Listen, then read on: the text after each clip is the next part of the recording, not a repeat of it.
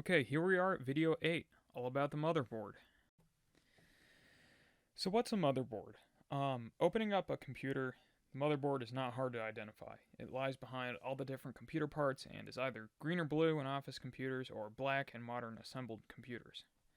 The motherboard also has ports that stick out of the back of the computer's case. It looks quite complex, and honestly it's a lot more in-depth than it looks.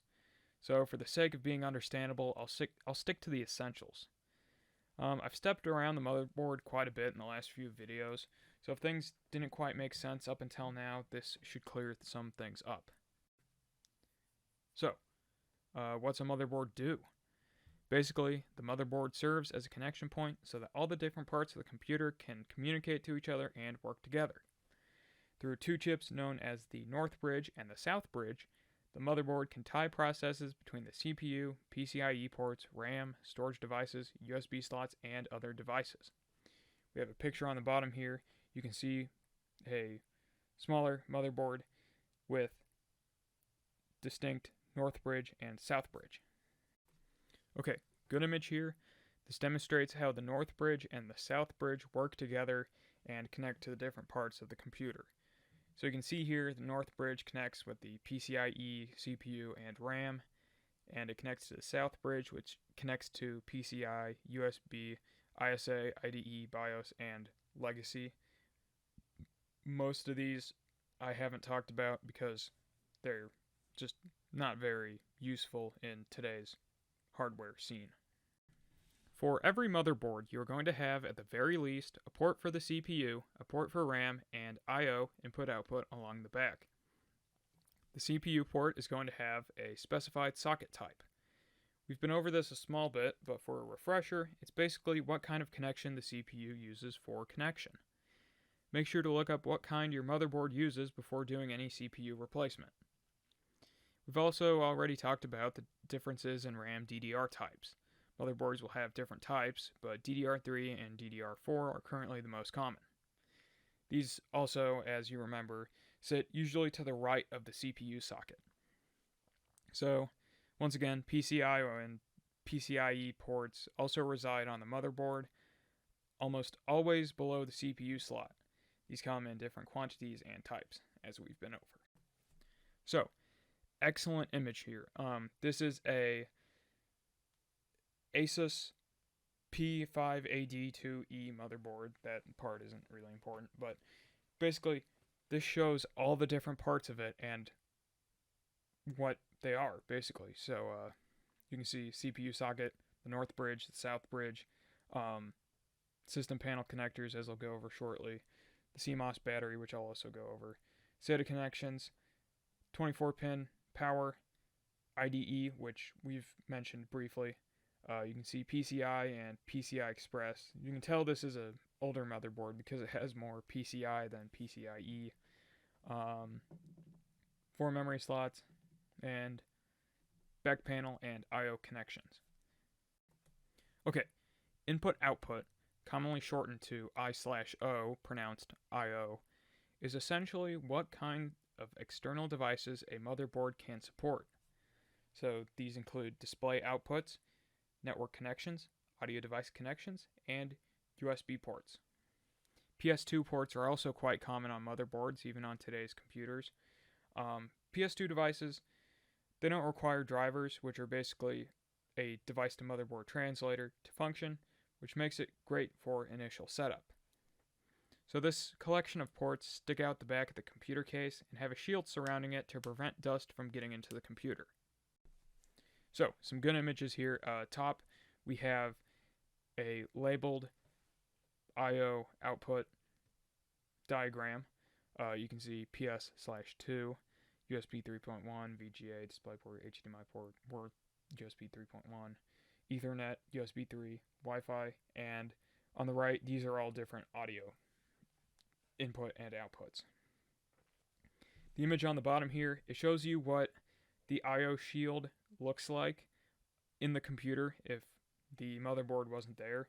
So when you build a computer, you put the motherboard in, and then you put the I/O shield around it. Okay, display ports. Quick little sub-lesson here. These are a few different types of display connections that exist. The three more common types are VGA, DisplayPort, and HDMI. DVI is also present, but it's less common than these three. So, DisplayPort is the fastest, but it and VGA do not support audio, which is why HDMI is becoming ever more common. Okay, another quick side note. If you are ever building or working on a computer that has a graphics card, do not plug your display cables into the motherboard I/O. If you do, you may not get any picture display or your graphics card will simply go unused. So we can see in this image on the right, the red square indicates where the graphics card's display ports are.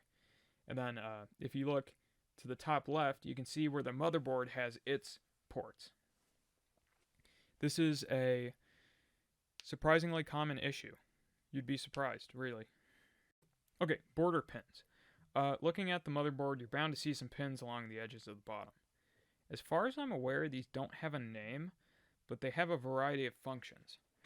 Most are self-explanatory and universal among motherboards, but there is one strip that has a unique type of connection.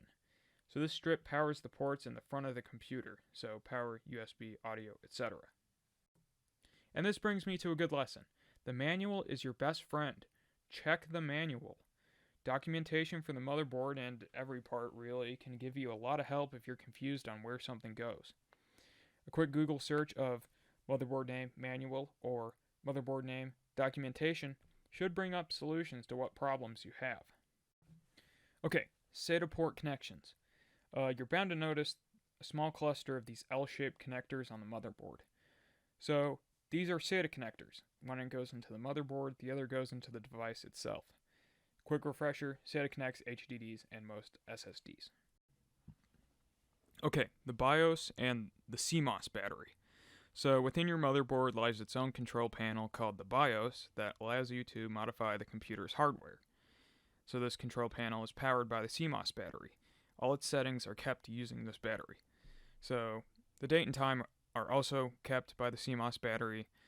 If there's no CMOS battery, the date and time will reset each time the computer's turned off or removed from power. So modern operating systems use the internet to confirm if the date and time is correct, but without the battery, you still can't keep any BIOS settings solid. Okay, on this slide, we can see two different BIOS screens. So on the left, it's a more universal BIOS. It looks quite old, but this is what it looks like on a lot of office-based computers where the average user isn't really going to be going into the BIOS a lot. It seems pretty bare, but it has enough so that you can actually modify everything you need to. And on the right here, we have a BIOS from an Asus gaming motherboard. So you can see that it's definitely more developed so that a user that would be using a computer for gaming could monitor things like temperature, or fan speed, or voltage. So basically, these two do the same thing. The right is just a lot more fancy and probably a lot easier to use for users less familiar with the BIOS.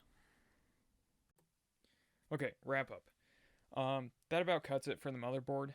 So basically remember, it's a long flat board that has sockets for all the different parts of the computer and allows them to communicate with each other. Also remember, check the manual. It is your greatest ally.